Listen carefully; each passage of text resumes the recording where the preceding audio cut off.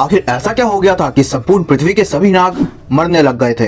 आइए जानते हैं, पर उससे पहले मैं चाहूंगा आप इस चैनल को सब्सक्राइब कर लें। दरअसल राजा परीक्षित की मृत्यु तक्षक नाग के काटने से हुई थी, जिसकी वजह से उनके पुत्र जन्मेजय ने प्रतिशोध लेने के लिए तक्षक और अन्य सभी नागों को मारने का दृढ़ निश्चय किया, जिसके लिए जन्मेजय ने नाग विनाशक महायज्ञ का आयोजन किया, जिसमें संसार के लाखों सांपों की आहुति दे दी गई। संसार के सभी सांप यज्ञ की अग्नि में समाहित होने लगे। जब तक्षक नाग की आहुति दी जाने लगी तो तक्षक नाग ने इंद्रदेव का सिंहासन जकड़ लिया, मगर यज्ञ का प्रभाव तक्षक नाग को इंद्र आसन सहित ही खींचने लगा। तब वासुकी नाग ने सर्पों की देवी मनसा देवी से मदद की याचना की। मनसा देवी ने अपने पुत्र आस्तिक को यह यज्ञ रोकने के लिए भेजा।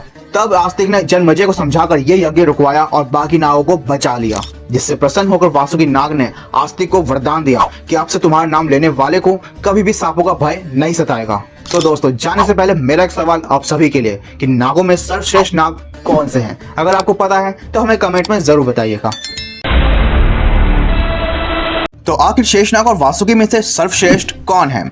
आइए जानने की कोशिश करते हैं, पर उससे पहले मैं चाहूंगा आप इस चैनल को सब्सक्राइब कर ले। शेषनाग और वासुकी दोनों ही माता कद्रु के पुत्र हैं, जिसमें शेषनाग उनके सबसे बड़े पुत्र और नागों में श्रेष्ठ हैं और इनके अनगिनत फन हैं। ये भगवान नारायण के परम भक्त हैं और ये उन्हीं के साथ बैकुंठ में निवास करते हैं, जहाँ शेषनाग भगवान विष्णु की शैया बनकर रहते हैं। शेषनाग के बारे में यह भी कहा जाता है कि इन्होंने संपूर्ण ब्रह्मांड को अपने फन पर उठा रखा है और पूरा ब्रह्मांड इन्हीं पर टिका हुआ है। वहीं वासुकी शेषनाग के छोटे और नागों के दूसरे ज्येष्ठ भाई हैं। ये 7 फनों वाले संसार में दूसरे विशाल नाग हैं। शेषनाग के बैकुंठ जाने के बाद इन्हें नागराज बनाया गया और इन्होंने युगों तक नागों पर राज किया। कुछ समय बाद वासुकी महादेव की तपस्या में लीन हो गए और इनकी कठोर तपस्या से प्रसन्न होकर महादेव ने इन्हें अपने गले में धारण कर लिया। आगे चलकर इन्होंने समुद्र मंथन में अपना महत्वपूर्ण योगदान दिया। तो आपको क्या लगता है, इन दोनों में से अधिक शक्तिशाली कौन है?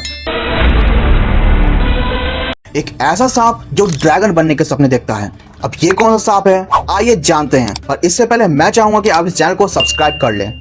मैं जिस सांप की बात कर रहा हूँ उसका नाम है इमुगी, जो कोरियन माइथोलॉजी से बिलोंग करता है। ये क्रिएचर पानी में रहने वाला एक विशालकाय सांप होता है। यह सांप दिखने में कुछ ड्रैगन जैसा होता है, पर यह पूरी तरह से ड्रैगन नहीं होता। पर हाँ, इस जीव की एक ही इच्छा होती है कि वो आगे चलकर एक ड्रैगन बन जाए, पर उसके लिए इसे अपने पूरे जीवन काल में कई परीक्षाएं देनी पड़ती है। इसे कभी दशकों तो कभी सैकड़ों वर्षों की तपस्या और साधना करनी पड़ती है और इस साधना के दौरान इसे निरंतर अपना प्रयास और समर्पण दिखाना पड़ता है। इमुगी को जल, मौसम और अन्य प्राकृतिक शक्तियों से संतुलन स्थापित करना होता है, जो उसकी साधना का एक अहम हिस्सा होता है। तो आपको क्या लगता है, इमुगी की यह यात्रा कि आपको अपने लक्ष्य प्राप्त करने के लिए प्रेरित करती है? कमेंट में जरूर बताइएगा। और हाँ, एक और बात, मैंने एक बात नोटिस की है कि आपको मेरी वीडियोस तो अच्छी लगती है, पर आप इस चैनल को सब्सक्राइब करना भूल जाते हैं, और ये तो अच्छी बात नहीं है ना।